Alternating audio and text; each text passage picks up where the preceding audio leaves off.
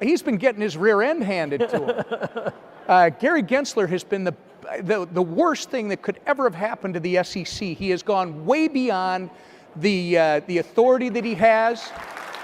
He literally violates the mission of the SEC every day.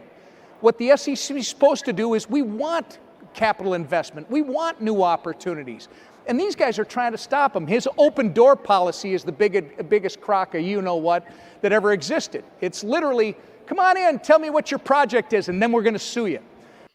Hey everybody, it's Eddie from Tokyo. This is your cryptocurrency update from Japan. And yes, that was Representative Tom Emmer speaking at Consensus in Austin, Texas. And Gary Gensler is on his way out. What a wonderful clip that was. I have a couple more clips. This is really about Consensus. So much is going on there. I curated one of Joe Lubin that you're just gonna love, which is, wow, you just won't believe how the tables have turned on him. And I did hear from a good friend of mine who's walking the floor that he saw Bill Hinman. Wow, the nerve of that guy. I woke up this morning and saw King Solomon had interviewed David Schwartz. What a great photo this is. And this was fun too. Quincy and Mikkel having a little quality time together, doing a live interview. And here we go, a little bit of a walking tour of the XRP Ledger Zone in Austin. Looks very sharp. Really, what a nice setup. CoinDesk was able to grab David Schwartz for a quick live interview, and it was streamed just moments ago on X. I'll share a little bit of that with you, along with that Joe Lubin clip to take you out. So, yep, all Consensus today. Until next time, do take care. Sayonara for now. Bye-bye. What are you taking into consideration, like with these big techie trends and how that might maybe apply to the XRP ledger? The biggest one for me particularly is interoperability. Mm-hmm. You know, nobody would use the internet if it was just one website. You know, and I think the same thing is going to happen with blockchains. Blockchains are going to be, there are going to be some that, like Bitcoin, are basically just move an asset. Mm-hmm. And there are some like Ethereum where you can bring any use case you want, but it's not particularly great for payments, or it's not particularly great for like large scale data storage. It may not be great for AI. But if we have all of these specialized solutions that don't work together, and people are going to constantly have to think about, you know, when you use a website, you don't have to think about what hardware they're using, what software they're using, how they connect. It all just works. Mm-hmm. We're going to have to come up with technologies that allow the entire system to just work for people, so that they don't have to think, oh, I have my funds on this blockchain, or the token I want to buy is over on this other blockchain. And I see a lot of people who are, we don't really know how to do that very well yet. There are a lot of people who think they, you know, when you're pushing a technology, it's tempting to say that it solves every problem perfectly, but we all know that interoperability is going to be something we're going to be working on for a long time, and it's just going to gradually get better.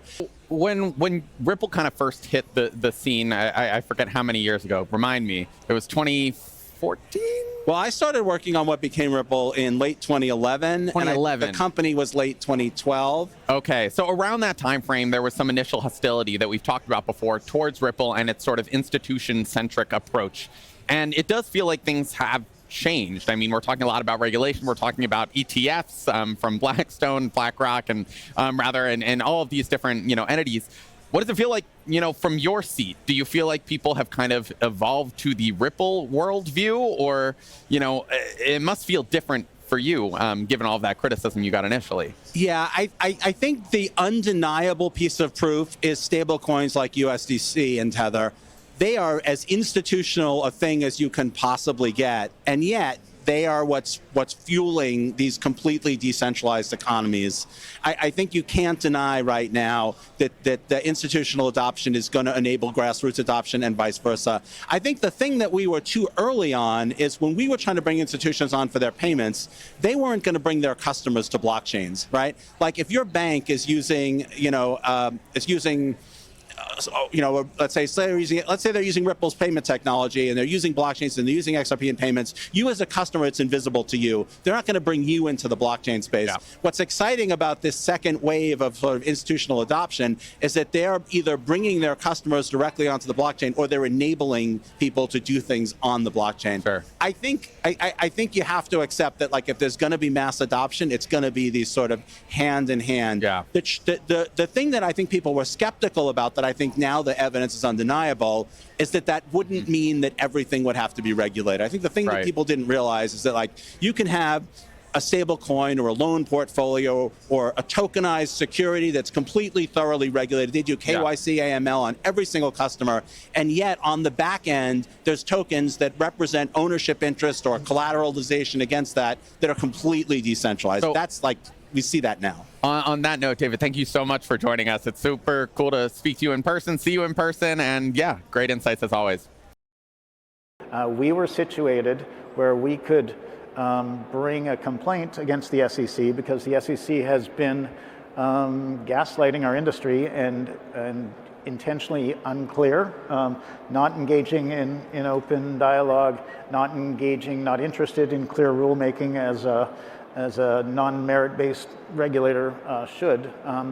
They have been threatening everybody and slowing everybody down, and this action was a way for us to sort of put them on their heels and request that they answer our questions, like, is Ether a commodity, as the SEC has said repeatedly, and as the CFTC has said consistently for maybe 10 years, or have you actually made this secret determination that you've reclassified Ether as a security and that you're, through these series of strategic enforcement actions, you are punishing everybody in the industry. They declared Ether as a commodity when they approved the Ether futures ETFs back in October. Yeah. Very clear, had to be a commodity. Yet they keep going ahead and trying to punish organizations. And the punishment is basically not about winning in court. It doesn't seem like they have enough respect for the court system that they're worried about overburdening the court system or losing. They lost one case with respect to the Coinbase wallet, and it appears they're going to bring the exact same case with respect to the MetaMask wallet. They consider it a win. If we have to spend tens of millions of dollars, they consider it a win. So you think the motive is not even to win, it's really just to slow you down? To slow us down.